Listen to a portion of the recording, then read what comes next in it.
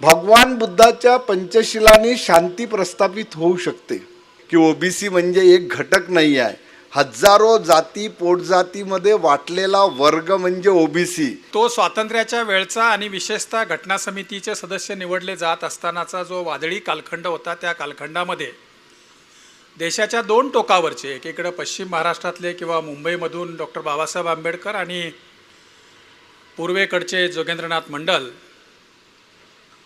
हे जर एकत्र आले नसते तर कदाचित या देशाचं सध्या जे आपण चित्र पाहतो आहोत ते आपल्याला पाहायला मिळालं नसतं.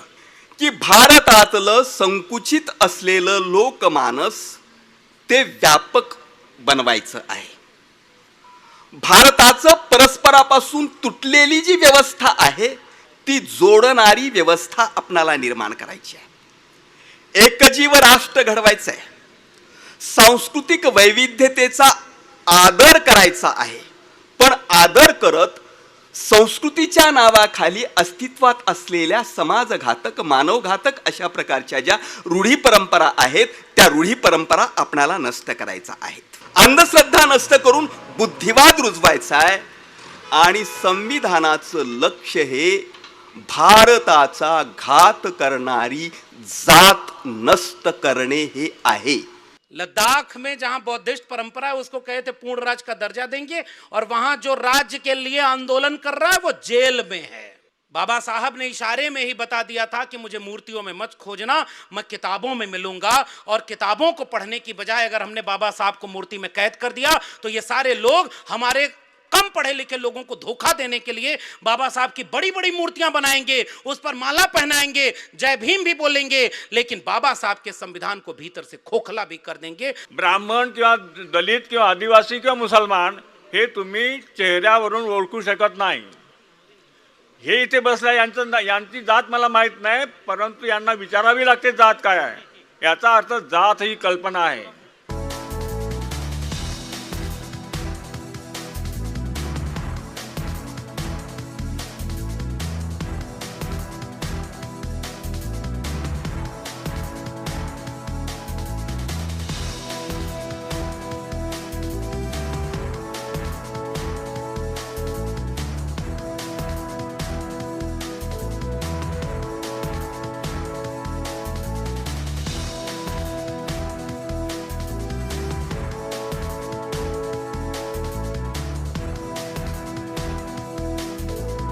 कष्ट केलेत माझ्याभिमाने, कष्ट केलेत माझ्याभिमाने, जाण त्याची तुम्हाला उदारे, जाण त्याची तुम्हाला उदारे. कष्ट केलेत माझ्याभिमाने, जाण त्याची तुम्हाला उदारे. संविधान दिले भारताला, संविधान दिले भारताला, जाती जातीत वाटू नका रे. संविधान दिले भारताला, जाती जातीत वाटू नका रे. कष्ट केलेत माझ्याभिमाने, जाण त्याची तुम्हारा उदारे. ब्रिटेन में एक प्रख्यात विद्वान तथा लेखक हुए हैं ग्रेनविल ऑस्टिन. ग्रेनविल ऑस्टिन ये भारतीय संविधान को राष्ट्र की उपमा देते हैं, यानी राष्ट्र की बुनियाद रखी है बाबा साहब ने. इस तरह की उन्होंने अपनी टिप्पणी की थी. इसी तरह अर्नेस्ट वारकर हुए हैं बहुत बड़े राज्यशास्त्रज्ञ. उन्होंने अपना जो एक ग्रंथ लिखा था the principle of social end political theory, ये ग्रंथ को उन्होंने बाबा साहब के द्वारा लिखे गए संविधान की उद्देशिका को समर्पित किया है. तो इससे जाहिर होता है कि बाबा साहब की संविधान की कितनी बड़ी अहमियत रही होगी.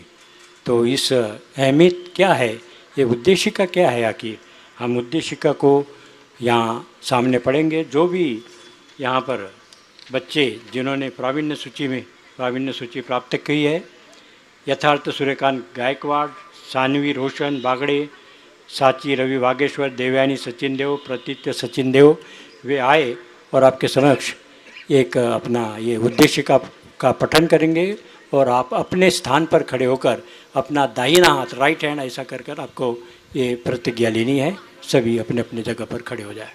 आम्ही भारताचे लोक, आम्ही भारताचे लोक, भारताचे एक भारताचे एक सार्वभौम सार्वभौम समाजवादी समाजवादी धर्मनिरपेक्ष धर्मनिरपेक्ष लोकशाही लोकशाही गणराज्य घडविण्याचा गणराज्य घडविण्याचा व त्याच्या सर्व नागरिकास व त्याच्या सर्व नागरिकास सामाजिक सामाजिक आर्थिक आर्थिक व राजनैतिक न्याय राजनैतिक न्याय विचार विचार अभिव्यक्तिक अभिव्यक्ती विश्वास विश्वास श्रद्धा श्रद्धा व उपासना व उपासना यांचे स्वातंत्र्य यांचे स्वातंत्र्य दर्जाची दर्जाची व संधीची समानता व संधीची समानता निश्चितपणे निश्चितपणे प्राप्त करून देण्याचा प्राप्त करून देण्याचा आणि त्या सर्वांमध्ये व्यक्तीची प्रतिष्ठा व्यक्तीची व राष्ट्राची एकता व राष्ट्राची एकता आणि एकात्मता आणि एकात्मता यांचे आश्वासन यांचे आश्वासन देणारी देणारी बंधुता प्रवर्धित करण्याचा संकल्पपूर्वक निर्धार करून आमच्या या संविधान सभेत आज दिनांक 26 नोव्हेंबर 26 1949 रोजी 1949 रोजी याद्वारे हे हे संविधान अंगीकृत आणि अधिनियमित करून स्वतः अर्पण करीत आहोत। जय भीम, जय भीम, जय संविधान।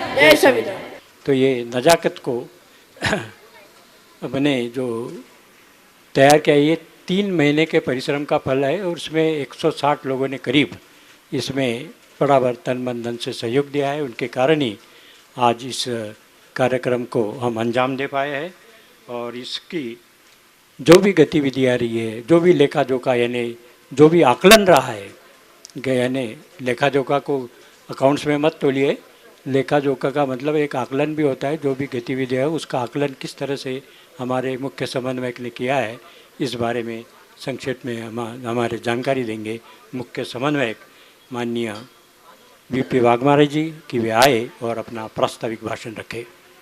राष्ट्र की एकता और गरिमा के अक्षुण्ण बनाए रखने के लिए भारतीय संविधान में वर्णित 8 तत्व यथा सार्वभौम, समाजवाद, धर्मनिरपेक्ष, लोकतंत्र, न्याय, स्वतंत्रता, समानता, बंधुता जो सदैव के लिए प्रासंगिक है, आज उसका बच्चों के नेतृत्व में सामूहिक पठन कर हम गौरवान्वित महसूस कर रहे हैं। इस संविधान समारोह संयोजन समिति का मुख्य समन्वयक होते के नाते मैं विस्तारी वाघमारे, स्वागत समिति, मार्गदर्शक मंडल, संयोजन समिति के उन तमाम 160 सदस्यों का शुक्रगुजार हूँ जिन्होंने कार्यक्रम को आयाम देने के लिए पिछले 3 माह से अथक परिश्रम करने के कारण आज यह विलंबनीय समारोह देखने सुनने का अवसर हमें प्राप्त हुआ है। मैं शुक्रिया अदा करता हूँ उन तमाम सदस्यों का जिन्होंने अपने अर्जन का कुछ हिस्सा देकर इस शानदार कार्यक्रम को सफल बनाने में अपना योगदान दिया। इसके उपरांत भी यदि कुछ त्रुटियाँ रह जाती है तो मैं आपका क्षमा प्रार्थी हूँ। संविधान समारोह सन 2017 से नरेंद्र के विशाल प्रांगण में बस्तुर जारी है और उम्मीद की जाती है कि यह कार्यक्रम आगे भी इसी तरह जारी रहेगा। प्रसंगवश मैं डॉक्टर बाबा साहेब आम्बेडकर का कथन दोहराना चाहूँगा। उन्हें संविधान के बारे में एक बहुत ही मार्मिक बात कही थी और यह बात दिनों दिन और प्रासंगिक होते जा रही है। बाबा साहब ने कहा था, संविधान कितना भी अच्छा और श्रेष्ठ क्यों न हो, अगर उसे लागू करने वाले लोग बुरे और विषम प्रवृत्ति के होंगे तो संविधान बुरा साबित होगा।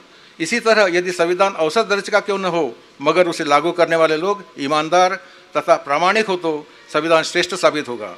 आज यह बात की चर्चा करना इसलिए आवश्यक है कि जिस तरह से संविधान में पर आए दिन कुठाराघात हो रहा है तथा देश में भाई भतीजावाद पनप रहा है, यह स्वतंत्र भारत के लिए बहुत खेदजनक बात है। आज के परिप्रेक्ष्य में जिस तरह से इस मुल्क की ताजीरात को ताक पर रखकर शासन द्वारा कानून का उल्लंघन किया जा रहा है, यह सर्वहारा वर्ग के लिए सोचनीय और गंभीर संकेत है। इसी सोच और विचार को उचित रास्ता बताने के लिए तथा संविधान की साक्षरता बढ़ाने के लिए पिछले 8 साल से इस प्रांगण में देश के नामचीन शख्सियतों के विचारों का संश्लेषण किया जा रहा है। आज हमें संविधान की बारीकियां और संविधान साक्षरता को मद्देनजर रखते हुए हमारे सम्मानीय अतिगण के मुखारबिंद से हम हजारों लोगों को सम्यक श्रवण करने का सहयोग प्राप्त हो रहा है। उम्मीद है हम अपने जीवन में अमली जमा पाए जाएंगे। आज के नन्हे मुन्ने, आज के बच्चे कल के देश के भावी कर्णधार हैं। उनके जहन में संविधान के प्रति रुचि, अभिरुचि, जिज्ञासा, साक्षरता पैदा हो, इस बात को मद्देनजर रखते हुए संविधान संयोजन समिति ने बच्चों और युवाओं के लिए पिछले दिनों प्रतियोगिताएं रखी थी, जिसमें काफ़ी बड़ी संख्या में बालक, बालिका तथा वयस्कों ने सहभागी होकर संविधान समारोह संयोजन समिति का मनोबल बढ़ाया है। और उन्हीं में से अच्छे व उत्कृष्ट संविधान विशेषज्ञ तैयार करने की दृष्टि से समिति का यह छोटा प्रयास है। सहभागियों में से जिन्होंने प्रवीणता प्राप्त की है उन्हें दूसरे सत्र में श्रुतिशेष के पारिवारिक सदस्यों द्वारा प्रायोजित राशि से पुरस्कृत किया जाएगा। साथियों, संविधान के जरिए ही शोषित पीड़ित लोग सम्मानपूर्वक जीवन जीने लगे हैं। इसी ताज़ेरात को अक्षुण्ण बनाए रखने के लिए हमारा कर्तव्य है, बल्कि दायित्व भी है। इस संविधान दायित्व भी है। बाबा साहब के इस कर्तव्य का यह बोलकर मैं अपने शब्द को विराम देता हूं और बहुजन समाज संविधान को ठीक ठीक समझे तथा अपने संविधान को, अधिकार को, कर्तव्य के प्रति सदैव सचेत के जागरूक रहे। धन्यवाद। जय भीम, जय संविधान, जय भारत।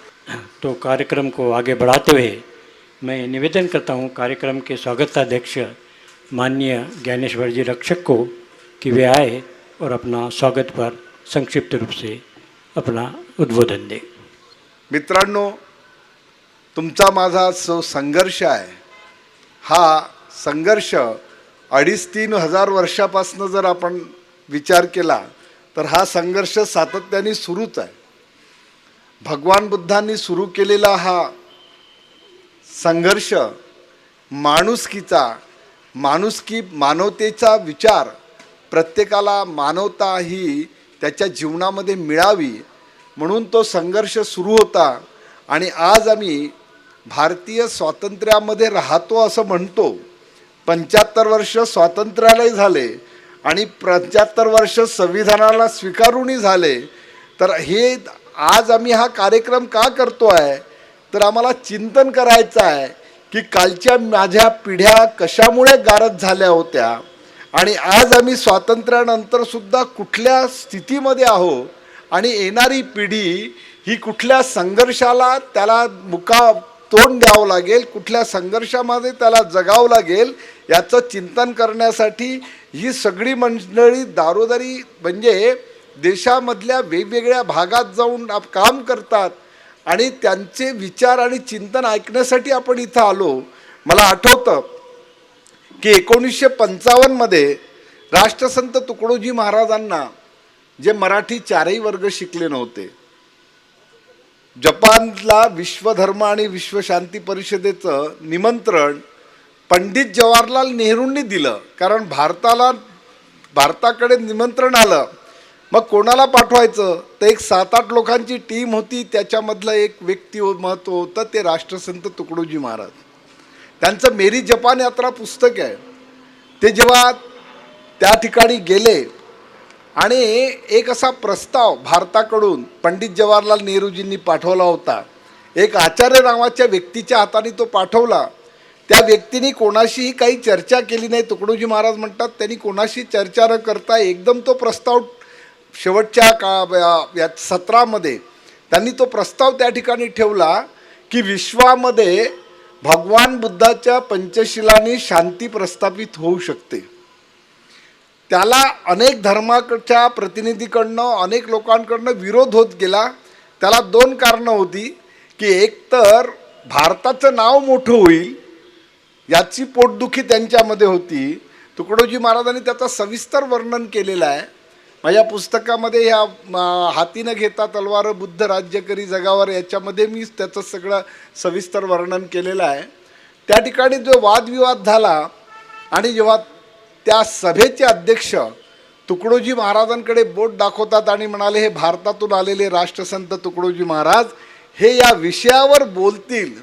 आणि जेव्हा तुकडोजी महाराजांनी त्या ठिकाणी बुद्धाच्या पंचशिलाचा एका एका शिलाचा अर्थ समजावून सांगत त्यांच्यासमोर प्रश्न उभे केले की तुमचा धर्म हिंसा मानतो का, तुमचा धर्म खोटं बोलत सांगतो का, तुमचा धर्म चोरीला समर्थन करतो का, तुमचा धर्म राष्ट्रभक्तीचा विरोध करतो का.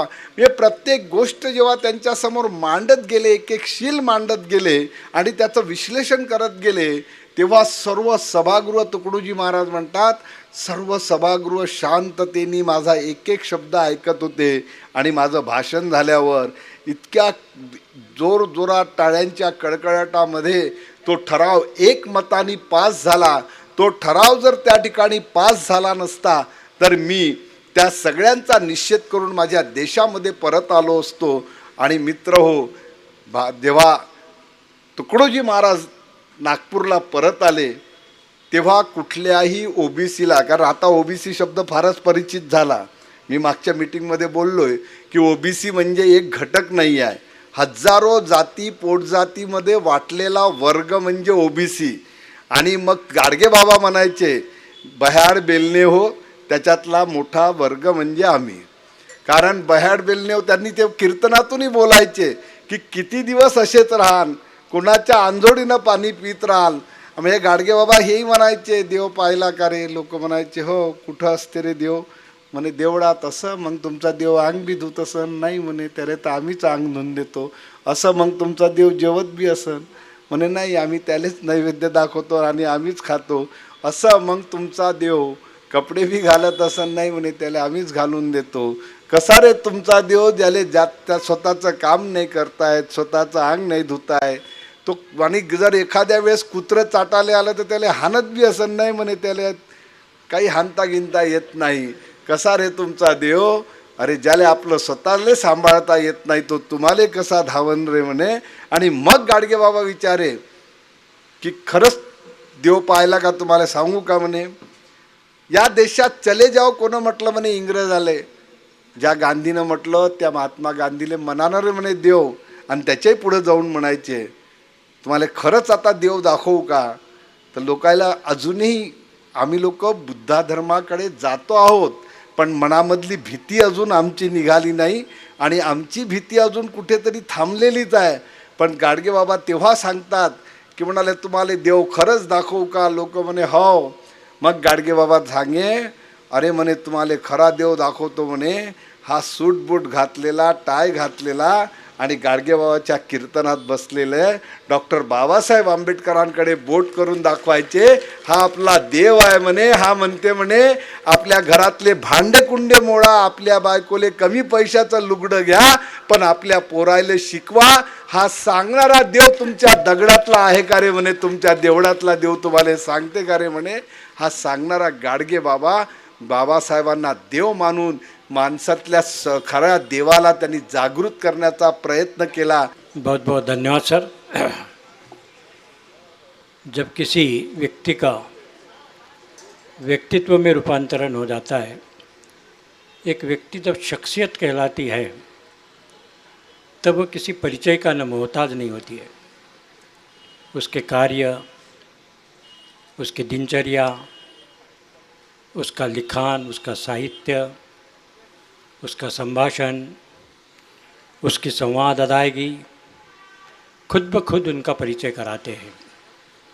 फिर भी यह हमारी परंपरा रही हो या यह औपचारिकता मात्र, या व्यक्तित्व के बारे में, शख्सियत के बारे में प्रत्यक्ष जानने की जिज्ञासा. तलवार से भी पैनी है आपके कलम की धार, तलवार से भी पैनी है आपके कलम की धार. जब लिखते हैं तो कोई इलाका बाकी नहीं रखती, जब लिखते हैं तो कोई इलाका बकाया नहीं रखते. तो ऐसे कलम के धनी को मैं सादर आमंत्रित करता हूँ माइक पर कि वे आए और अपना उद्घाटनीय भाषण रखे. माननीय माने जी. एक तर आयोजन समितीचं अभिनंदन यासाठी पण केलं पाहिजे की संविधान समारोह करताना त्याच्या सर्व बाजूंचा विचार केलेला आहे. मला खूप आनंद झाला की जेव्हा प्रवेशद्वाराला जोगेंद्रनाथ मंडलांचं नाव पाहिलं. आपल्यापैकी सुद्धा किती लोकांना जोगेंद्रनाथ मंडलांच्या बद्दल माहिती असेल, मला थोडी शंका आहे. कारण तो स्वातंत्र्याच्या वेळचा आणि विशेषतः घटना समितीचे सदस्य निवडले जात असतानाचा जो वादळी कालखंड होता, त्या कालखंडामध्ये देशाच्या दोन टोकावरचे, एकीकडे पश्चिम महाराष्ट्रातले किंवा मुंबईमधून डॉक्टर बाबासाहेब आंबेडकर आणि पूर्वेकडचे जोगेंद्रनाथ मंडल हे जर एकत्र आले नसते तर कदाचित या देशाचं सध्या जे आपण चित्र पाहतो आहोत ते आपल्याला पाहायला मिळालं नसतं. या मंडळींनी म्हणजे बऱ्याच वेळेला असं सांगितलं जातं की डॉक्टर बाबासाहेब आंबेडकर घटना समितीत जे आले ते गांधीजींच्या नेहरूंच्या आग्रहामुळं आणि त्यांनी खूपच सहृदयतेनं विचार केला बाबासाहेबांच्या विद्वत्तेचा आणि त्यामुळं बाबासाहेब घटना समितीमध्ये आले. त्याच्यामधली त्यांची जी अपरिहार्यता होती त्याच्याबद्दल फारसं बोललं जात नाही. विशेषतः ज्या जेशोर खुलनामधून बाबासाहेब घटना समितीमध्ये पोहोचले मुंबईतून पराभूत झाल्यानंतर, तो जेशोर खुलना मतदारसंघ फाळणीच्या वेळेला साधारणपणे तत्त्व असं होतं की हिंदू आणि मुस्लिम यांच्यापैकी जे बॉर्डरिंग डिस्ट्रिक्ट आहेत तर त्याच्यामध्ये हिंदू आणि मुस्लिम यांच्यापैकी ज्या धर्माची लोकसंख्या जास्त असेल तो जिल्हा त्या देशामध्ये जाईल. म्हणजे हिंदूंची लोकसंख्या जास्त असेल तर भारतात राहील आणि मुस्लिमांची लोकसंख्या जास्त असेल तर पाकिस्तानमध्ये जाईल. जेशोर खुलनामध्ये मुस्लिमांची लोकसंख्या 48% असताना सुद्धा तो पाकिस्तानमध्ये टाकला गेला होता. आणि मग बाबासाहेब तिथून या मंडळींनी तिथं बोलवून त्यांच्याकडून तिथल्या विशेषतः नामशूद्र समाजाच्या सगळ्या लोकांनी बाबासाहेबांना तिकडून निवडून दिलं आणि ते जिल्हे मात्र तिकडे गेले. हा एक योगायोग आहे की बाबासाहेब भारताचे फाळणीनंतरचे कायदा मंत्री झाले आणि जोगेंद्रनाथ मंडल हे पाकिस्तानचे कायदा मंत्री झाले. महाप्राण जोगेंद्रनाथ मंडल त्यांनी का आणलं, त्यांनी बाबासाहेबांना तिकडं का बोलावून नेलं, त्याचं कारण असं आहे की भारतीय उपखंडातल्या सगळ्या शूद्रांचं, सगळ्या अतिशूद्रांचं, सगळ्यांचं दुःख एक होतं आणि त्यांना माहीत होतं की बाबासाहेबांना आपण घटना समितीवर पाठवले तर आपल्या प्रश्नांचा विचार होईल, आपल्या वेदनांचा विचार होईल, आपल्या दुःखांचा विचार होईल, आपल्या समस्यांचा विचार होईल. ते झालं नाही. नंतर जोगेंद्रनाथजींना पण पश्चाताप झाला, ते परत आले. त्याच्या इतिहासात जाण्याची गरज नाही. मला एक आनंद जोगेंद्रनाथ मंडलांचा झाला. दुसरे, तुम्ही जे भारतीय राज्यघटनेचे वेगवेगळे कलम हे मंडपाच्या बाजूला लावली आहेत त्याच्यामुळं नाही म्हटलं तरी थोडी साक्षरता वाढते. आता रक्षकदादांनी सांगितलं की ते तरुण मुलं वगैरे येत नाहीत. मी तुम्हाला खात्रीनं सांगतो तरुण मुलं येणार पण नाही. त्याचं कारण असं आहे की आपण राज्यघटनेची, आपल्या सार्वभौमत्वाची, आपल्या धर्मनिरपेक्षतेची, आपल्या समाजवादाची जी आपल्या पद्धतीनं मांडणी करतो ती मांडणी आणि तरुणांच्या डोक्यात असलेली मांडणी याच्यामध्ये खूप मोठा फरक आहे. आपण सगळेजण पेज रीडर आहोत, पुस्तकं वाचतो, कागद वाचतो, वर्तमानपत्र वाचतो, आणखी काय वाचतो. ती सगळी पोरं स्क्रीन रीडर आहेत, ते पडद्यावर वाचतात. आपल्या आणि त्यांच्या ग्रास्पिंगमध्ये जमीन आसमानाचा फरक आहे. आपली जी आकलनाची जी आपली गती आहे त्या गतीत आणि त्यांच्या गतीत प्रचंड फरक आहे. आपल्यापैकी आत्ता साधारणपणे मी असं समजतोय की बाबा 50पासून 70 किंवा 75पर्यंतची सगळी मंडळी इथं आहेत.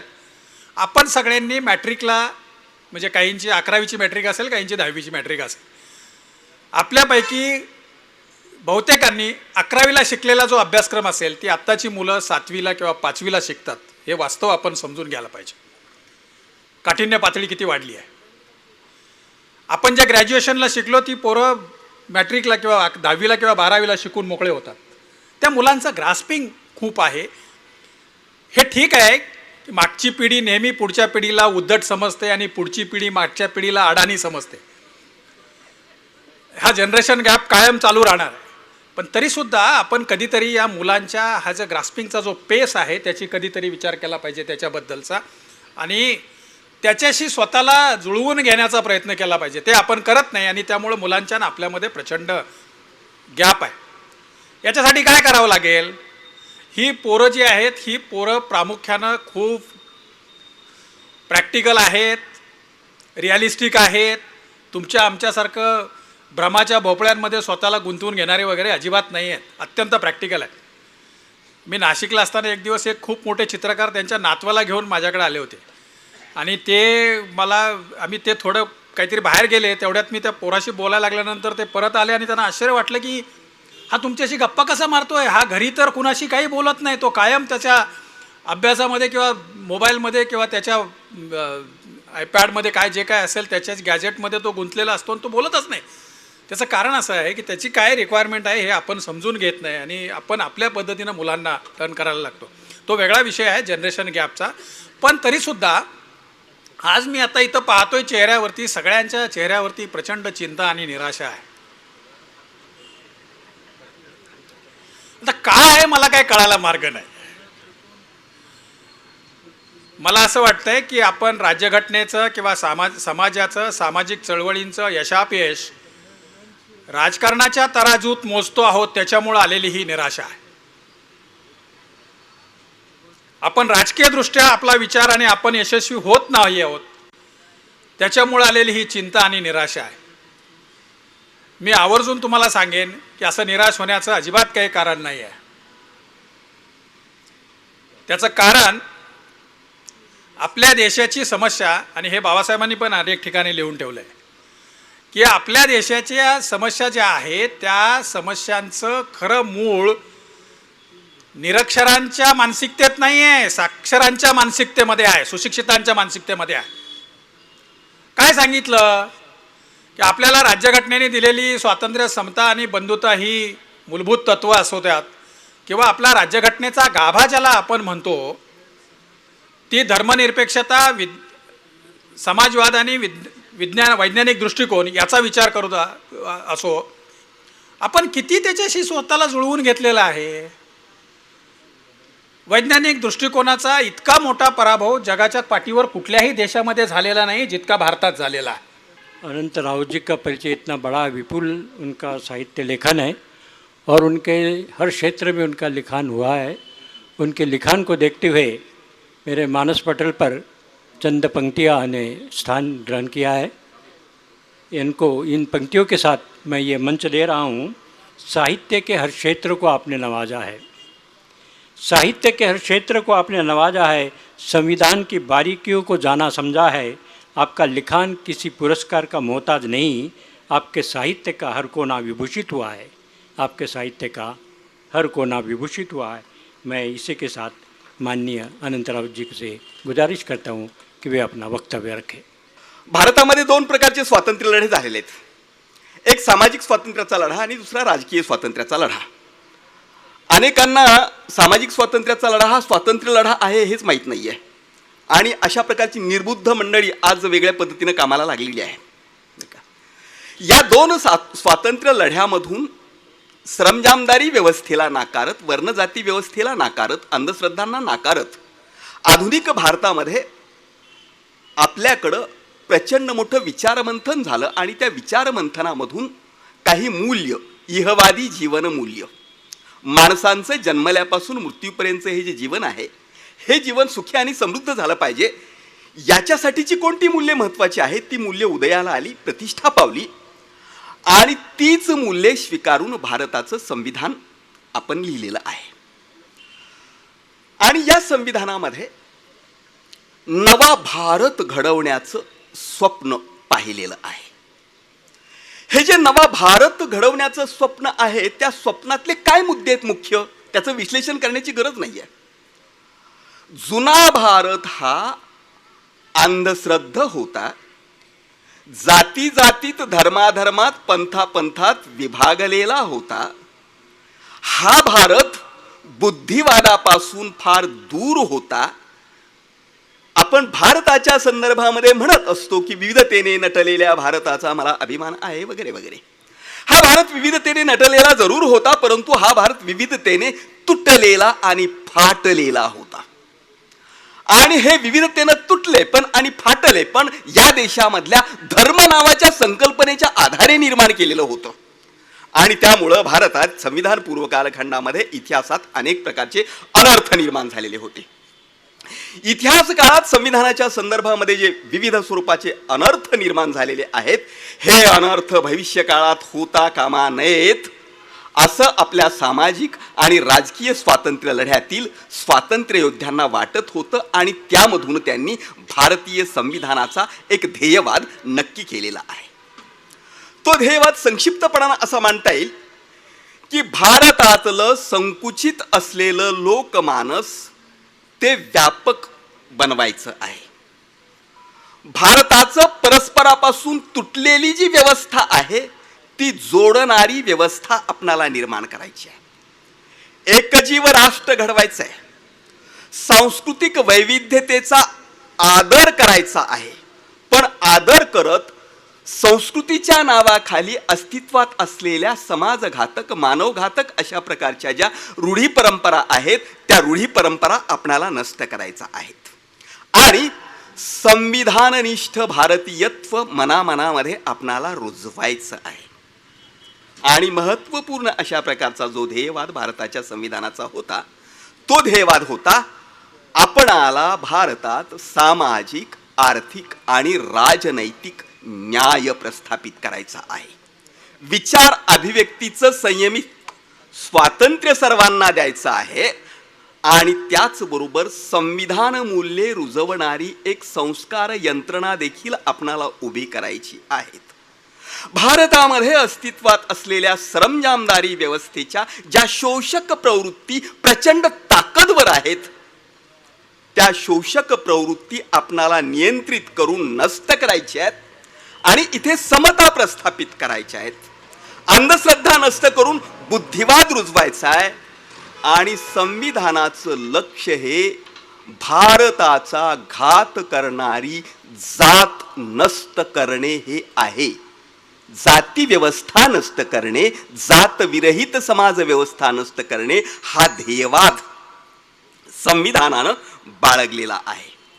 परंतु हा जो ध्येयवाद आहे तो ध्येयवाद गेल्या 75 वर्षामध्ये आपण किती प्रमाणात साध्य केला तर संविधानाच्या आदेशामुळं आपणाला समतावादी धोरणं राबवावी लागली. काही प्रमाणामध्ये जाती व्यवस्था जी ज्यांना संधी नाकारत होती त्यांना आरक्षणाच्या माध्यमातून संधी द्यावी लागली, विशेष संधी द्यावी लागली. आरक्षणाचं तत्व आलं.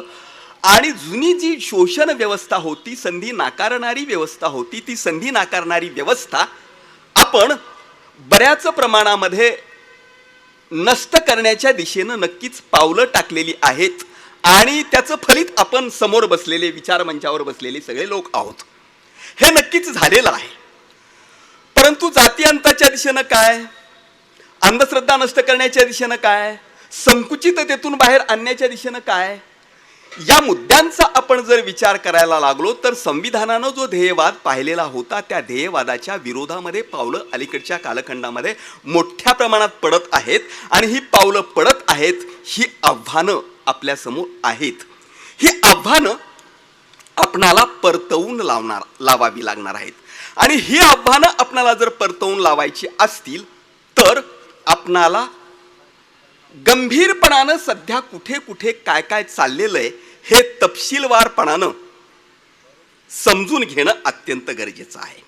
आज काय होतंय, संविधानाला व्यापकता निर्माण करायची होती, सर्वसमावेशक जनमानस घडवायचं होतं. आज संकुचित अहंकारी प्रवृत्तीच्या शक्ती प्रचंड मोठ्या प्रमाणात वाढलेल्या आहेत. स्वधर्म स्वसंस्कृती त्याचा वर्चस्ववाद वाढतो आहे. कालबाह्य अशा प्रकारच्या अंधश्रद्ध गोष्टींना प्रचंड मोठी प्रतिष्ठा दिली जात आहे. ब्राह्मणी वर्चस्व ज्यामध्ये आहे अशा प्रकारचं विषमतावादी आणि अंधश्रद्धामूलक स्वरूपाचं हिंदुत्व लोकांच्या मनावर थोपवण्याचा मोठ्या प्रमाणात प्रयत्न केला जातो आहे. सामाजिक आर्थिक राजकीय न्यायाचे मुद्दे अडगळीत ठेवले जात आहेत, मुख्य मुद्दे. आणि लोकांच्या धर्मभावना प्रचंड मोठ्या प्रमाणामध्ये चेतवल्या जात आहेत. जातीयतेच्या भावना प्रचंड मोठ्या प्रमाणामध्ये चेतवल्या जात आहेत. हे वर्तमानातलं भयंकर अशा प्रकारचं वास्तव आहे. आणि भांडवलदारांच्या शोषक आणि चंगळवादी प्रवृत्तींना वर्तमानात मोकाट रान उपलब्ध करून दिलेलं आहे. माने साहेब बोलताना म्हणाले की समाजवाद प्रियांबलमध्ये आहे, परंतु प्रत्यक्षात मात्र समाजवाद इथे पूर्णपणानं पायदळी तुडवलेला आहे. समाजवादाचं एक तत्वज्ञान आहे, जे तत्वज्ञान त्याच्यावरती भरपूर ग्रंथ लिहिले गेलेले आहेत. त्याचा आशय थोडक्यात सांगायचा झाला तर समाजामध्ये प्रचंड मोठ्या प्रमाणात आर्थिक विषमता असता कामा नये, माणसांचं माणसाकडून शोषण होता कामा नये आणि आर्थिक विषमतेची दरी प्रचंड मोठ्या प्रमाणात वाढवता कामा नये, याची दक्षता राज्यकर्त्यांनी घेतली पाहिजे, हे समाजवादाचं तत्व सांगतं. आणि हे तत्व असं सांगत असताना त्याच्या विरोधामध्ये मोठ्या प्रमाणामध्ये कामं आज चाललेली आहेत. आरक्षणाचं धोरण हे समाजवाद प्रस्थापित काही प्रमाणात करण्यासाठीच आहे, जी जातीव्यवस्थेनं विषमता निर्माण केलेली आहे. आर्थिक विषमता, सामाजिक विषमता ती आपल्याला नष्ट करायची आहे. आणि पुढारलेल्या लोकांच्या बरोबर संधी नाकारलेले, हक्क हिरावले गेलेले लोक आणायचे आहेत. समाजवादासाठीच ते तत्व आहे. परंतु वर्तमान कालखंडामध्ये माने साहेबांनी सांगितलं त्याप्रमाणे खाजगीकरण प्रचंड मोठ्या प्रमाणात बेसुमार चालू आहे. आणि खाजगीकरणाच्या माध्यमातून आमच्याकडे भांडतायत, मोर्चे निघतायत आरक्षणासाठी, परंतु आरक्षणच कुठे आहे? आरक्षणच नाही आहे. आरक्षणाच्या जागाच कुठं भरल्या जात आहेत? जागाच भरल्या जात नाही. अशा प्रकारचं भयंकर वास्तव वर्तमानामध्ये अस्तित्वात असलेलं आपणाला दिसून येतं. आता आपण हे का होत आहे तर संविधानाचा स्वीकार करत असताना आणि संविधान निर्मितीची प्रक्रिया सुरू होत असताना, प्रक्रिया चालू असताना ज्या विचाराचे लोक संपूर्ण भारतामध्ये अल्पसंख्येत होते, ते लोक अल्प अल्प अल्प होत खरं म्हणजे नष्टच व्हायला हवे होते. परंतु ते लोक अल्प अल्प होत नष्ट न होता वाढलेले आहेत, शक्तिमान झालेले आहेत. इतके शक्तिमान झालेले आहेत की ज्यांना संविधानच मान्य नाही, त्यांनी आपलं संविधान आपल्या घशात घेतलेलं आहे. ते सत्तेच्या सिंहासनावर जाऊन विराजमान झालेले आहेत. हिंदू महासभेला त्या काळात फारसं कुणी विचारत नव्हतं. आरएसएस वाल्यांची संघटना होती, परंतु आरएसएस वाल्यांना देशभर प्रतिष्ठा नव्हती. ते लपून छपून कामं करत होते.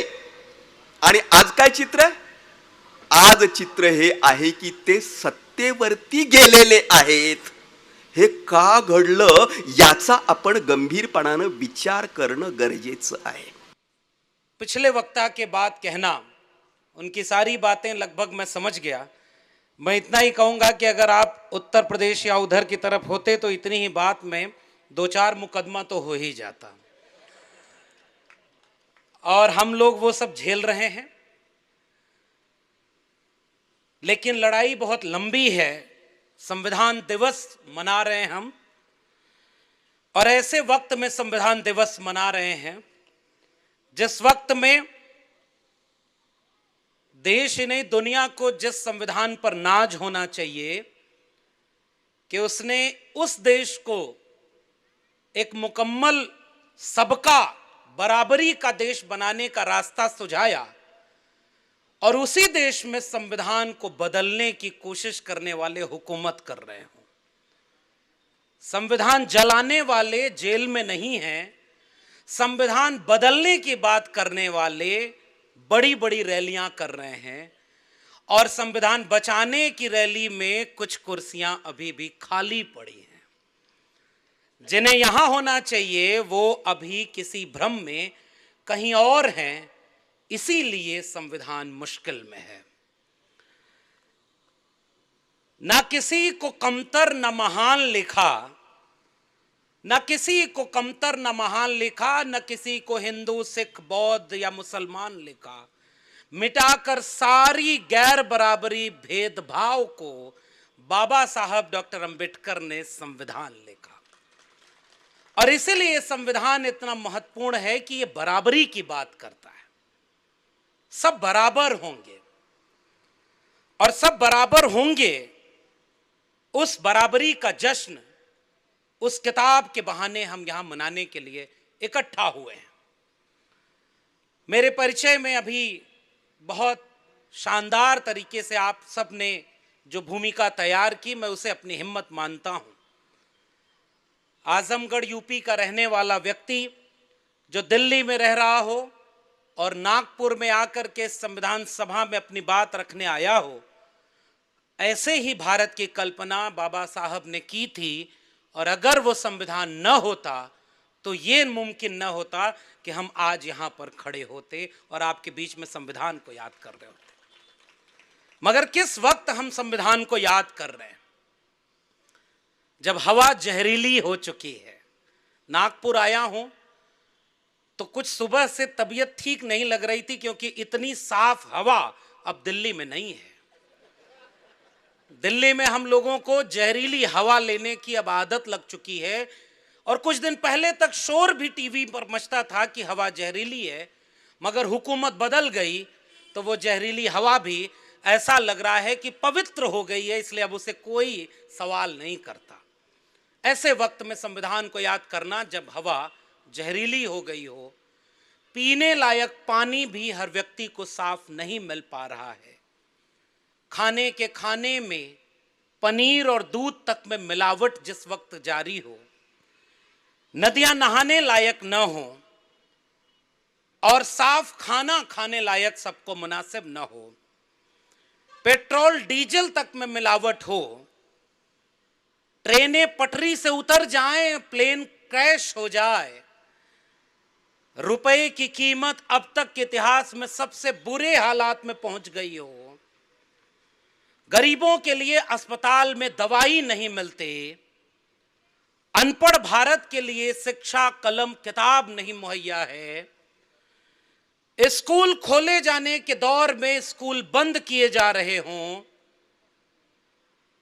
अमीरों के जेवरात सस्ते हो रहे हों, कलम किताब महंगी हो रही हो, बेरोजगारों को नौकरी मांगने की बजाय धर्म बचाने के काम में लगा दिया गया हो, कथावाचक धर्म की बात करने की बजाय राजनीति कर रहे हों और देश के बड़े बड़े नेता पुजारी बन गए हों, उस वक्त संविधान की बात कर रहे हैं हम, जिस वक्त वोट की चोरी हो रही हो और फिर भी कहा जा रहा है कि हम संविधान के सामने नतमस्तक हैं।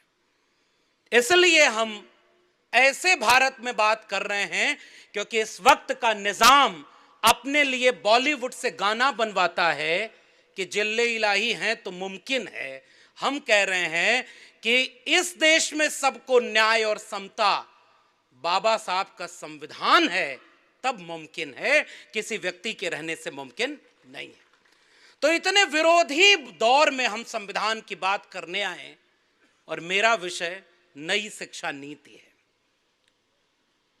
मेरे पहले जो प्रोफेसर बोल रहे थे वो अभी भी नौकरी में होंगे और मैं 14 साल के बाद नौकरी से बेदखल कर दिया गया, क्योंकि वक्त संविधान से देश चलाने का तो है, मगर संविधान की बात करने पर सजा पाने का है।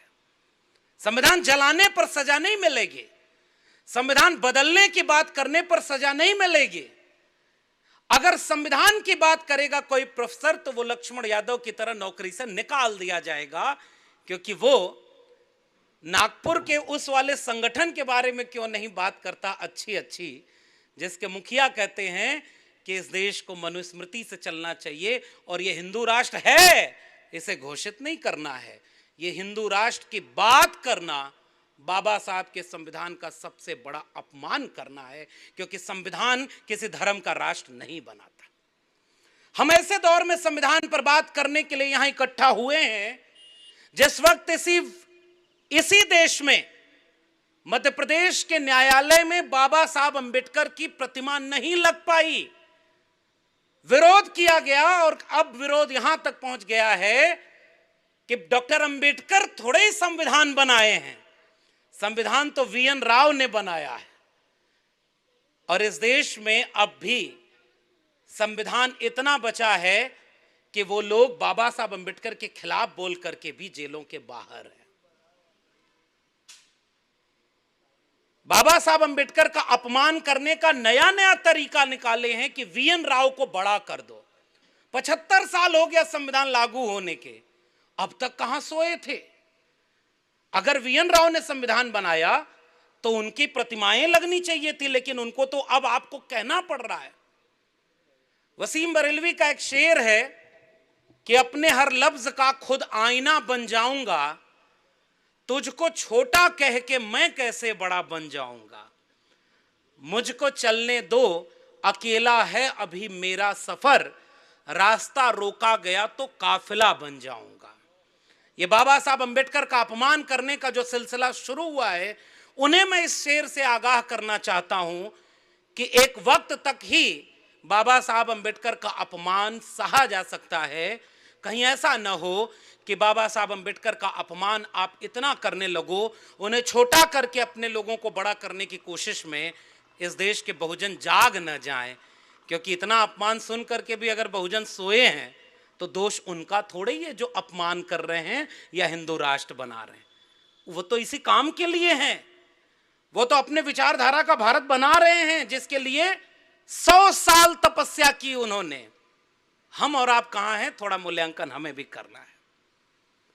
इसलिए ऐसे वक्त में हम संविधान पर बात करने के लिए इकट्ठा हुए हैं, जब चीफ जस्टिस ऑफ इंडिया के मुंह पर जूता मारा गया और जूता मारने वाले को भी इस देश में सोशल मीडिया पर मसीहा बना करके उसे भी डिफेंड करने वाले लोग शर्मनाक तरीके से खड़ा हुए और हमारा Bahujan Samaj chief justice of India की कुर्सी पर बैठे एक दलित गवई साहब को सम्मान नहीं दिला पाया।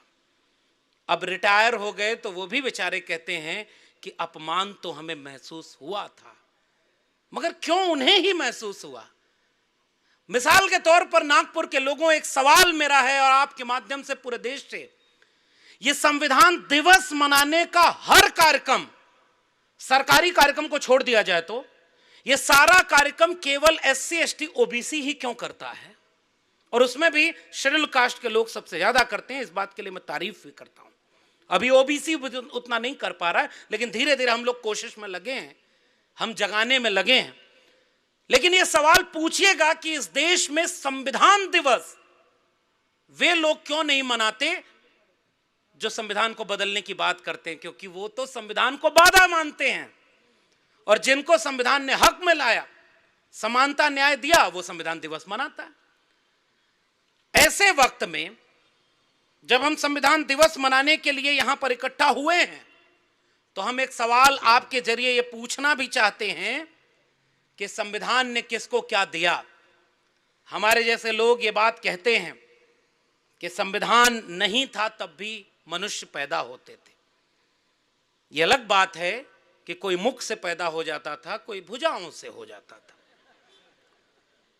ब्राह्मणों मुखमासीत बाहुर नाम क्षत्रिया, हमने नहीं लिखा है, इसलिए भावना आहत होने का ठेका हमने नहीं लिया है, यह उन्हीं की किताब में लिखा है। तो संविधान नहीं था तब भी लोग पैदा होते थे, कोई मुख से, कोई भुजा से, कोई जंघे से, कोई पैर से, सही जगह से कोई पैदा नहीं हो पाया। फिर भी कहते हो विश्व गुरु है। मैं तो कभी कभी सोचता हूं कि देश के प्रधानमंत्री जब विदेश में जाते हैं और ये कहते हैं कि हम तो उस देश से आए हैं जिसने दुनिया को युद्ध नहीं बुद्ध दिया। आपको विदेश में अगर अपनी तारीफ करानी होती है तो तथागत बुद्ध याद आते हैं, और जब 8000 करोड़ का जहाज भारत में लैंड करता है तो बुद्ध के खिलाफ युद्ध छेड़े हुए हैं। लद्दाख में जहां बौद्धिस्ट परंपरा है उसको कहे थे पूर्ण राज्य का दर्जा देंगे, और वहां जो राज्य के लिए आंदोलन कर रहा है वो जेल में है। सोनम वांगचुक जेल में है, वो केवल अपने राज्य का पूर्ण राज्य का दर्जा मांग रहा है, जो इन्होंने भी कहा था कि हम दे देंगे, वो जेल में है। प्रोफेसर आनंद तेलतुंबड़े, यहीं आप जानते होंगे विद्वान लोग, वो जेल में रहे, अभी बाहर हैं। प्रोफेसर हनी बाबू जेल में रहे, बहुत सारे लोग जेल में हैं, और जिनको जेल में होना चाहिए वो बड़ी बड़ी कुर्सियों पर बैठ करके बहुत बड़े बड़े ओहदे संभाले हुए हैं। इसलिए मैं आपसे कहने आया हूं कि संविधान नहीं था तब भी इंसान पैदा होते थे, लेकिन बराबर नहीं थे। संविधान आया तो उसने तय किया कि कोई पैदा होने से ही श्रेष्ठ या निकृष्ट नहीं होगा, कोई पैदा होने से ही सम्मानित या अपमानित नहीं होगा, कोई पैदा होने से ही बड़ा या छोटा नहीं होगा, राजा रानी के पेट से पैदा नहीं होगा, जनता के वोट से पैदा होगा, और हर व्यक्ति को एक वोट और एक वोट की एक कीमत। इसलिए बाबा साहब अंबेडकर के संविधान को हम इस देश की सबसे बड़ी किताब मानते हैं, और इसलिए हम संविधान दिवस पर आज संविधान को सैल्यूट करते हैं। लेकिन याद रखिएगा बहुजन समाज के लोगों, संविधान नहीं था तो बराबरी नहीं थी, और इस बराबरी से जिसको दिक्कत है कि जिनको हमने पैरों से पैदा किया वह बराबरी में कुर्सी लगा करके बैठते हैं, वो उन्हें बर्दाश्त नहीं होता। इसीलिए तो वो संविधान को बार बार बदलने की बात करते हैं। मैं तो शुक्रिया अदा करता हूं अपने पुरखे डॉक्टर बाबा साहब अंबेडकर को। कहने वाले कहते हैं कि 32 डिग्रियां लेकर वो बाहर से पढ़ के आए, विपरीत हालातों में भी पढ़े और सारी डिग्रियां ओरिजिनल हासिल किए, एक भी फर्जी डिग्री नहीं लिए थे। मसला पिछड़ों का होया मजलूम तबके का, मजलूम तबका यानी शोषित पीड़ित समाज, मसला पिछड़ों का हो या मजलूम तबके का या मजहब का, हर एक की आवाज़ बुलंद करना आपके रोज़मर्रा की ज़िंदगी का हिस्सा है। तो मैं माननीय अध्यक्ष महोदय से अनुरोध करता हूं कि वे अध्यक्ष उद्गार रखें। मला वाटतं अध्यक्षांचं भाषण ऐकायला कोणाची इच्छा नाही आहे, त्याच्यामुळे जेवण जास्त महत्त्वाचं आहे विचारांपेक्षा असं दिसतं आहे। आतापर्यंत आपले दोन तीन वक्त्यांची भाषणं झालेली आहेत आणि खूप महत्त्वाची मेजवानी त्यांनी आपल्याला दिली आहे, आणि असं दिसतंय की या देशामध्ये आज जे चालू आहे त्याचं हुबेहूब चित्र त्यांनी आपल्यासमोर उभं केलेलं आहे की आज या देशामध्ये जे चालू आहे, ज्यांची सत्ता आहे ती मनुस्मृती मानणाऱ्या पक्षाची सत्ता आहे। RSSला मनुस्मृती आपलं संविधान वाटते आणि या संविधानाचा ते विरोध करतायत। म्हणजे गोडवलकरांपासून त्या आतापर्यंत सगळे संविधान त्या विरोधामध्ये आहेत, आणि या लोकांनी संघाचं जे काही सत्ता आहे आज, ती सत्ता त्यांनी हळूहळू वाढत नेली, आपली मनं त्यांच्या प्रति आदराची ठेवलेली आहे। आपण या देशामध्ये जाती व्यवस्था पाळतो, जात पाळतो, उच्च नीचता पाळतो की ब्राह्मण सगळ्यात उच्च आहे आणि बाकी सगळे त्याच्या खाली आहे, क्षत्रिय वैश्य शूद्र। यांनी जो आपल्याला सांगितलं, यादव यांनी, लक्ष्मण यादव यांनी सांगितलं की तोंडातून कोणीतरी निर्माण होतो का, यांचं म्हणणं आहे की ब्राह्मण हा ब्रह्माच्या तोंडातून बाळंत झाला आणि क्षत्रिय हातातून मांड्यातून वैश्य, पायातून शूद्र। आता तोंडातून कोणाचा जन्म होऊ शकतो का? महात्मा फुल्यांनी त्याची भंबेरी उडवली की तोंडामध्ये गर्भ राहिला कसा, तोंड म्हणजे यवनी आहे का, आणि तो गर्भ 9 महिने तिथे तोंडात वाढला कसा, आणि मग बाळंत कसा झाला? हे सगळे मूर्खपणाची कल्पना आहे। चातुर्वर्ण्य ही अतिशय स्टुपिड कल्पना आहे, मूर्खपणाची कल्पना आहे। चातुर्वर्ण्याप्रमाणे आज कोणीही ब्राह्मण नाही आहे। जर तुम्ही तोंडातून जन्म होत नसेल तर यू आर नॉट ब्राह्मण, तुमचा पायातून जन्म होत नाही म्हणजे तुम्ही शूद्र नाही। ही कन्सेप्ट त्यांनी ब्राह्मण टू शूद्र ही तुमच्या डोक्यामध्ये भरवलेली आहे। नो बडी इज ब्राह्मण, नो बडी इज शूद्र, सगळे मानव आहोत आपण, आणि ही मानवता आपली पाहिजे की मानव सगळे समान आहेत। ब्राह्मण किंवा दलित किंवा आदिवासी किंवा मुसलमान हे तुम्ही चेहऱ्यावरून ओळखू शकत नाही। हे इथे बसल्या यांची जात मला माहीत नाही, परंतु यांना विचारावी लागते जात काय आहे। याचा अर्थ जात ही कल्पना आहे, जात इज इमॅजिनरी, म्हणून आपण जातीच्या माध्यमातून या ठिकाणी जगतो आहोत, हे ब्राह्मणांचा विजय आहे। आणि म्हणून जोपर्यंत आपण ही कल्पना डोक्यातून काढत नाही की ब्राह्मण हे सगळ्यात श्रेष्ठ आहे, उच्च आहे, ते मनुस्मृती सांगते, मनुस्मृती गेली मूर्खपणा आहे। या मूर्खपणाच्या आपण बळी आहोत, कारण या ठिकाणी कोणीही मनुस्मृतीप्रमाणे वागत नाही, आणि किंवा त्यांच्या ग्रंथामध्ये जेव्हा सांगितलं की ब्राह्मणांचे काय काय गुण असावेत, ते गुण देखील एकाही ब्राह्मणामध्ये नाही आहे। तो भ्रष्टाचारी नसावा, तो विद्वान असावा, त्यांनी कसलं वाईट कृत्य करू नये, असे ब्राह्मण मला दिसतात का सांगा? म्हणजे गडकरीकडे पहा किंवा फडणवीसकडे पहा, त्याच्यामध्ये सगळे दुर्गुण आहे। दुर्गुण असलेला व्यक्ती ब्राह्मण होऊ शकत नाही। म्हणून ब्राह्मण ही कल्पना मूर्खपणाची आहे. कोणी या देशामध्ये ब्राह्मण नाही आहे. आपल्या अनंतराव त्यांनी जी काही भूमिका मांडलेली आहे याच्याबद्दल, संविधानाबद्दल आणि आपल्या याच्याबद्दल, ती खूप महत्त्वाची आहे.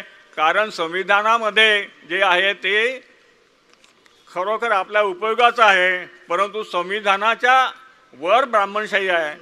या देशामध्ये भांडवलशाही आणि ब्राह्मणशाही हे दोन शत्रू बाबासाहेबांनी सांगितलेले आहे. माझ्या मते किंवा बाबासाहेब आपण थोडं विश्लेषण केलं तर ब्राह्मणशाही ही भांडवलशाहीपेक्षा जास्त क्रूर आहे, क्रुएल आहे. कारण भांडवलदार जाती व्यवस्था निर्माण करत नाही, भांडवलदार कुणाला अस्पृश्य करत नाही. भांडवलदार हा तुमचं आर्थिक शोषण करतो, तुम्हाला गरीब करतो, पगार देत नाही, परंतु तुम्हाला नीच म्हणत नाही. म्हणून कामगार हा भांडवलदाराच्या पेक्षा नीच नसतो. आणि भारतामध्ये ब्राह्मणशाही, ब्राह्मण हा सगळ्यांपेक्षा उच्च असतो. अशा प्रकारची मानसिकता भांडवलशाहीमध्ये आली आहे. म्हणून भांडवलशाही ही ब्राह्मणशाहीपेक्षा जास्त वाईट आहे, जास्त क्रूर आहे. म्हणून ब्राह्मणशाहीचा शाहीशी लढा हा खरा मानवतेचा लढा आहे. आणि आपण या ब्राह्मणशाहीला शत्रू म्हणत असू, पण ते सेकंडरी शत्रू आहे.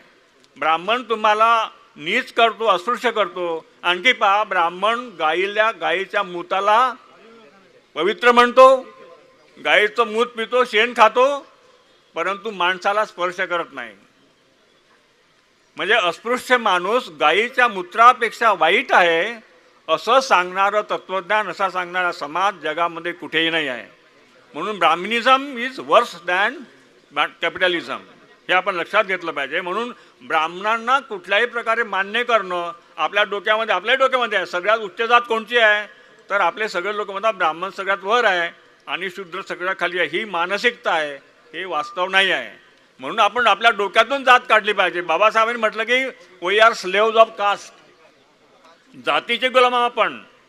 आमची जात म्हणजे आमचं विश्व झालेलं आहे, ते तोडा. अनिलिश ऑफ कास्ट त्यासाठी म्हटलं की तुम्ही जातीचे बंधन पाळू नका, ते ब्राह्मणांनी निर्माण केलेलं आहे. ब्राह्मण देखील जातीचे गुलाम आहेत, ते त्याच्या वर्तुळाच्या बाहेर जात नाही. म्हणजे कास्ट इज स्लेवरी, हे बाबासाहेबांनी म्हटलं आणि ते सुद्धा खरं आहे. आपण ते लक्षात घेतलं पाहिजे. आता इथे आरक्षणाचा प्रश्न आहे. सगळ्यात जास्त आरक्षण या देशामध्ये ब्राह्मणांना आहे. मनुस्मृतीमध्ये जे आरक्षण सांगितलं आहे ते सगळ्यात जास्त आहे. आणि ब्राह्मणच आज सगळ्यात जास्त आरक्षण नोकरी सगळ्या क्षेत्रात भोगत आहे. याचा अर्थ ब्राह्मणांचं आरक्षण नष्ट करणं म्हणजे मनुस्मृती लावणं आहे, मनुस्मृती नष्ट करणं आहे. तेव्हा आपण मनुस्मृतीला नष्ट करायचं असेल तर ब्राह्मणांच्या आरक्षणाच्या विरोधामध्ये भूमिका घ्यायला पाहिजे. ते आपल्या तोटपुंज आरक्षणाच्या विरोधामध्ये आहेत. आपल्याला जे 52% आहे किंवा ओबीसी SC STला जे काही आरक्षण मिळतं आहे ते जेवढं 17%, 27% ते सुद्धा मिळत नाही, कारण ते सगळं ब्राह्मणांच्या ताब्यात आहे. म्हणजे आज सगळ्यात आरक्षण भोगी ब्राह्मण आहेत. ही मानसिकता आपण निर्माण केली पाहिजे. नाहीतर आपल्याला गिल्टी वाटते, अरे आम्ही आरक्षणवाले आहोत. आरक्षणवाले तुम्ही नाही आहात, तुम्ही आरक्षणाचा विरोध करणारे आहात. परंतु ब्राह्मणांच्या आरक्षणाचा आपण विरोध केला नाही आहे, करू शकत नाही आहे. ही ताकद आपल्यामध्ये नाही आहे. म्हणून ही ताकद आपण निर्माण करावी लागेल असं मला वाटते. आणि म्हणून बाबासाहेबांनी संविधानाच्या आधी स्टेट अँड मायनॉरिटीज हा ग्रंथ लिहिला आहे.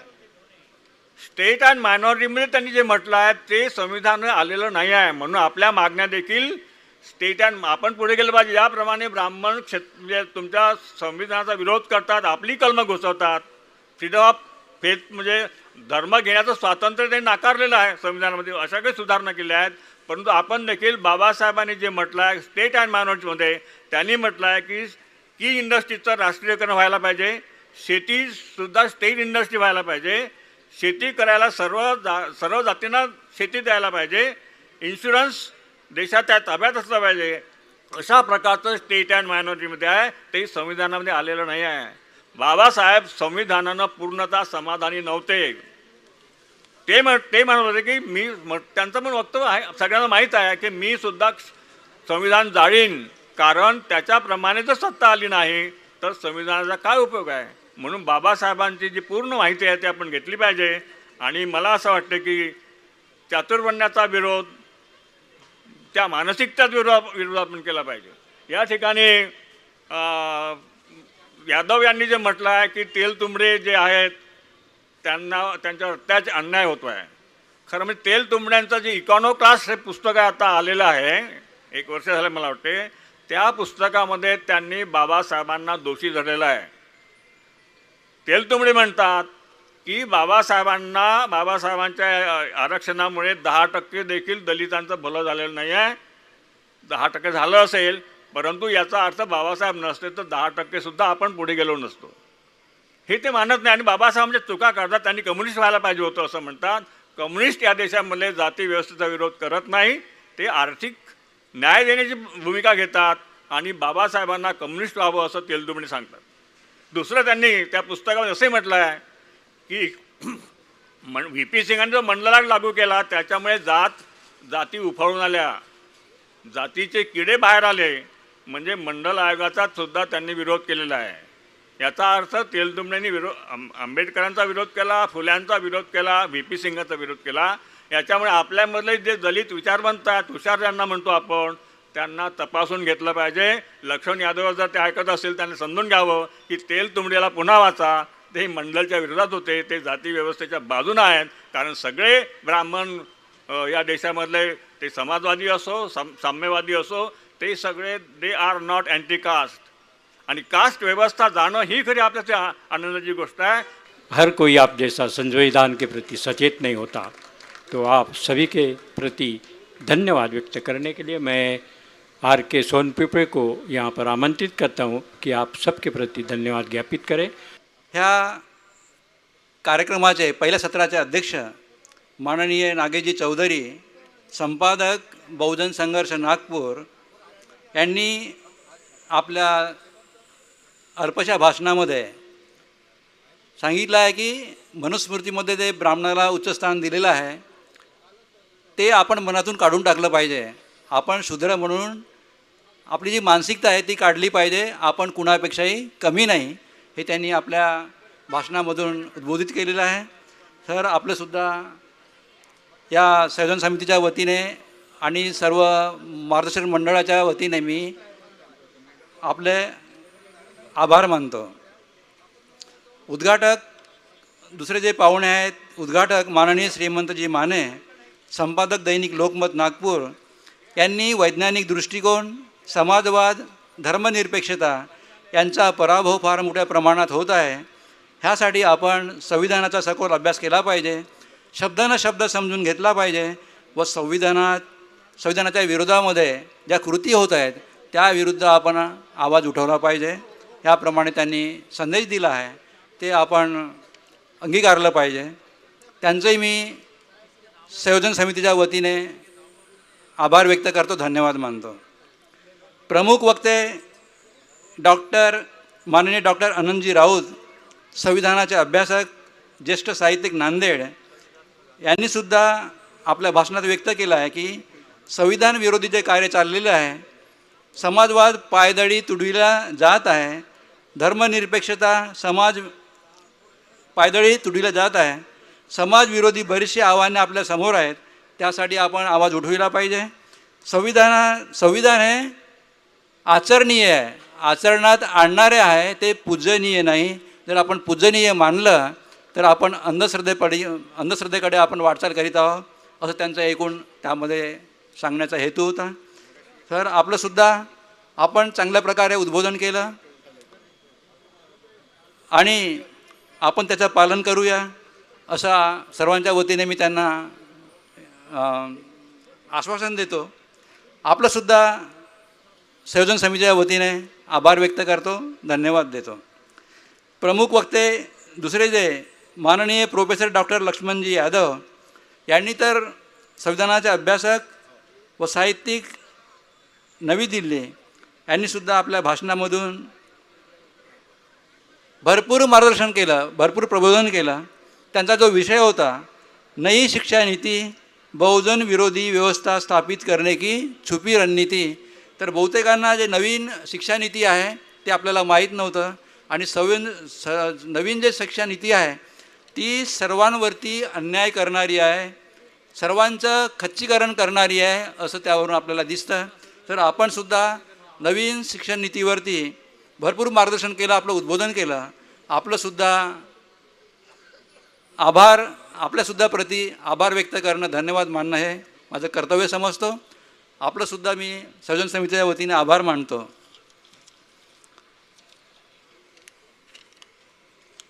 त्यानंतर स्वागत अध्यक्ष या पहिल्या सत्राचे पूर्ण कार्यक्रमाचे स्वागत अध्यक्ष आहेत माननीय ज्ञानेश्वर दादा रक्षक, अभ्यासक राष्ट्रसंत तुकडोजी महाराज, विचारधारा नागपूर यांनीसुद्धा जे तुकडोजी महाराजांनी आपल्या निरनिराळ्या व्याख्यानामधनं भगवान बुद्धाप्रती जे 25 त्यांनी उद्बोधन केलेलं आहे, त्यांचा त्यांनी उहापोह केलेला आहे. त्याचप्रमाणे संत गाडगेबाबा महाराज आहेत, यांनीसुद्धा संदेश दिला. आणि देव काही नाही आहे, दगडाला देव नाही आहे, तर बाबासाहेबच हे देव आहे की ज्यांनी मानवाचं कल्याण केलेलं आहे. देव काही मानवाचं कल्याण करत नाही असं त्यांनी आपल्या भाषणामधून सांगितलेलं आहे. साहेब, आपलंसुद्धा या ठिकाणी आपण आलेत आणि पूर्ण दोन्ही सत्र आपण उपस्थित राहणार आहात, त्याच्यामुळे मी आपलंसुद्धा आभार मानतो, धन्यवाद देतो. मुख्य समन्वयक माननीय विस्तारी वाघमारेचं, कोषाध्यक्ष सिद्धार्थ खोबरागडे, स्वागत समिती सदस्य सर्व, मार्गदर्शक मंडळ, संयोजन समिती सदस्य सर्व, ह्या लोकांनी 3 महिन्यापासून अविरत परिश्रम घेतले आहेत. दर आमच्या रविवारी हप्त्यातून मीटिंग होत होती आणि त्यामधनं आम्ही निरनिराळ्या विषयावरती चर्चा करून त्याला आपण फायनल करीत होतो. तेव्हा एवढा मोठा कार्यक्रम हा कार्यान्वित होऊ शकतो. त्याच्यामुळे आपणा सर्वांचं मी व्यक्तिशः त्याचप्रमाणे संयोजन समितीच्या वतीने आपल्याप्रती आभार व्यक्त करतो, धन्यवाद देतो.